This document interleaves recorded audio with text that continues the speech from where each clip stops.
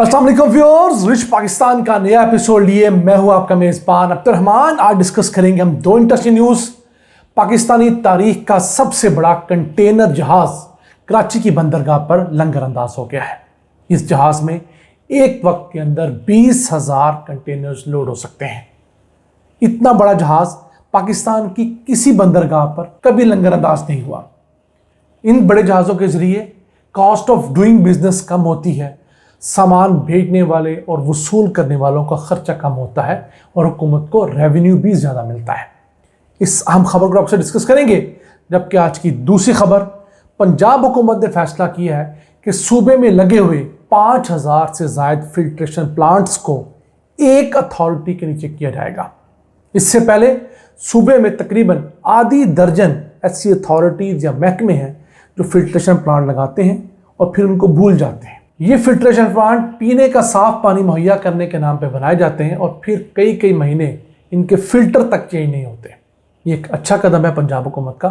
इसे प्रोग्राम के दूसरे हिस्से में डिस्कस करेंगे, लेकिन पहले चलते हैं आज की सबसे अहम खबर। पाकिस्तानी तारीख का सबसे बड़ा कंटेनर बरदार जहाज कराची की बंदरगाह पर कामयाबी से लंगर अंदाज हो गया है। MSN अन्ना ये 20,000 कंटेनर्स उठा सकता है। पाकिस्तान आया तो इसके ऊपर 19,638 कंटेनर लदे हुए थे। कुछ पाकिस्तान में इसने उतारे, कुछ नए लोड किए। अब इसकी अगर लेंथ डिस्कस करें तो 400 मीटर इसकी लेंथ है, 1,312 फुट, और इसकी चौड़ाई तकरीबन 192 फुट है, और इसका जो वज़न है वो 1,87,000 टन है। ये जो बड़े साइज़ के कंटेनर शिप्स होते हैं, इसके ज़रिए जो सामान भेजा जाता है, कंटेनर भेजा जाता है, वसूल किया जाता है, उसकी कीमत कम होती है, फ्रेट चार्जेस कम होते हैं। तो पाकिस्तान के लिए ये अच्छा है। अगर बड़े कंटेनर शिप्स पाकिस्तान आएंगे तो हमारे लिए नए रूट्स खुलेंगे। हमारे इंपोर्टर्स और एक्सपोर्टर्स उनके ज़रिए सस्ते दामों सामान मंगवा सकेंगे और दुनिया भर को भेज सकेंगे। ये इस बात का भी गम्माज़ है कि पाकिस्तानी पोर्ट्स की वर्किंग बेहतर हो रही है।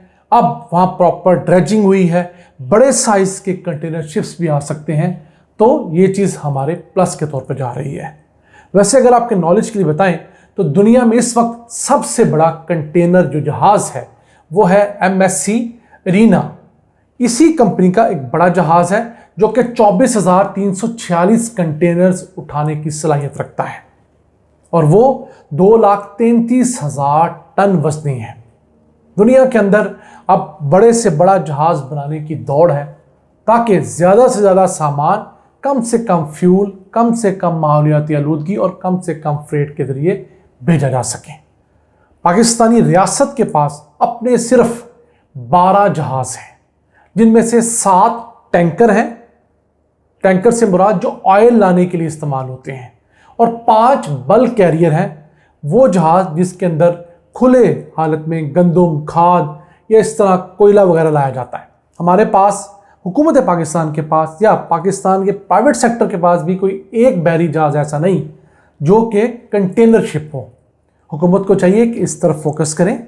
बांग्लादेश जो हमसे अलहदा हुआ, उसके पास 72 बहरी जहाज़ हैं जो उसके फ्लैग के साथ दुनिया के अंदर ट्रैवल करते हैं। उनके मुकाबले में हम सिर्फ 12 पे खड़े हुए हैं। आइए चलते हैं आज की दूसरी आम खबर की तरफ। पंजाब हुकूमत ने फैसला किया है कि सूबे भर में लगे हुए 5,027 वाटर फिल्ट्रेशन प्लांट्स को एक अथॉरिटी के अंडर किया जाएगा, और वो है आब पाक अथॉरिटी। पंजाब के अंदर और पाकिस्तान के अंदर मजमूई तौर पर भी जिस इदारे का दिल करता था वो वाटर फिल्ट्रेशन प्लांट लगाकर लोगों को पीने का साफ पानी मुहैया करता था। अब सिर्फ वाटर फिल्ट्रेशन प्लांट लगाना बड़ी बात नहीं है, इसको मेंटेन करना उससे भी बड़ा एक काम है। अब अगर हम आपको बताएं कि इन 5,027 में से तकरीबन 2,067 गैर फ़ाल हैं, पानी दे नहीं रहे। किसी का फ़िल्टर चेंज नहीं हुआ, पानी गंदा आ रहा है, किसी की मशीनरी ख़राब हो गई है, किसी का वाटर सैंपल लिया नहीं गया कई महीनों से, और कहीं पर मुरम्मत वगैरह की ज़रूरत है। तो अब होगा क्या? बजाय मुख्तलिफ इदारे, मसलन वासा जिसके अपने वाटर फिल्ट्रेशन प्लांट हैं, पब्लिक हेल्थ डिपार्टमेंट ने अपने लगाए हुए हैं, म्यूनसिपल कमेटियों ने अपने लगाए हुए हैं, लोकल गवर्नमेंट अपने लगाए हुए हैं, पाक PWD ने अपने लगाए हैं, और तो और एजुकेशन डिपार्टमेंट ने भी अपने वाटर फिल्ट्रेशन प्लांट लगाए हैं। तो किसी एक इदारे, एक शख्स की जिम्मेदारी नहीं ठहरती। तो अब इन तमाम वाटर फिल्ट्रेशन प्लांट्स को एक इदारे के अंडर किया जाना है ताकि तमाम के ऊपर एक चेक एंड बैलेंस हो। अगर कोई सही है तो तब भी पता हो, अगर कोई वाटर फिल्ट्रेशन प्लांट खराब हुआ है तो पता लगे नहीं कि फलानी जगह पे खराब है, फलाना अफसर हमने पकड़ना है। सूबे में सिर्फ 2960 वाटर फिल्ट्रेशन प्लांट जो है इस वक्त फाल है और हुकूमत पंजाब अरबों रुपया इन वाटर फिल्ट्रेशन प्लांट्स को लगाने और चलाने के ऊपर खर्च कर चुकी है। अब इनको मॉनिटर करने के लिए एक सिस्टम लगाया जा रहा है जिसकी लागत 10 मिलियन रुपए है, यानी कि 1 करोड़ रुपए है, जो कि कुछ भी नहीं है। अगर हुकूमत पंजाब ये काम करती है तो यकीन कीजिए इससे लोगों की ज़िंदगियों में बहुत आसाइश आएगी। याद रहे, पाकिस्तान के अंदर अस्पतालों में जाने वाले मरीज़ों के अंदर 40% मरीज़ वो होते हैं जो गंदा पानी पीने की वजह से किसी बीमारी में मुब्तला हो जाते हैं। यानी हुकूमत पाकिस्तान और हुकूमत पंजाब अगर अपने शहरियों को सिर्फ साफ़ पीने का पानी मुहैया कर दे तो उसके ज़रिए 40% लोग मरीज़ ही नहीं बनेंगे, अस्पतालों पर 40% लोड कम हो जाएगा। एक तो अस्पतालों पर लोड कम होगा, दूसरा लोग मरीज़ ना होने की वजह से काम पर जाएंगे तो उनकी आमदन बढ़ेगी। फिर जब लोगों की आमदन बढ़ेगी तो उससे मुल्क की मईशत भी बढ़ेगी, लोग छुट्टियां काम करेंगे और प्रोडक्टिविटी बढ़ेगी। शहबाज शरीफ ने बतौर वज़ीर आला साफ पानी कंपनी बनाई थी, उसने 4 अरब रुपए लगाए और 1 लीटर पानी भी किसी को देने में कामयाब ना हो सकी। ये बयान साफ पानी कंपनी के अफसरान ने सुप्रीम कोर्ट ऑफ पाकिस्तान को दिया था। फिर उसके बाद बुज़दार की हुकूमत आई PTI की, तो उन्होंने आबे पाक अथॉरिटी बना दिया इसे साफ पानी कंपनी को।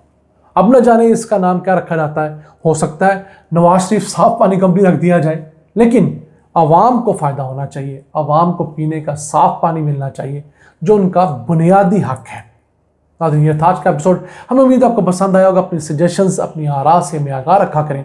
अपने मेज़बान अब्दुल रहमान को इजाज़त दीजिए। अल्लाह के बाद।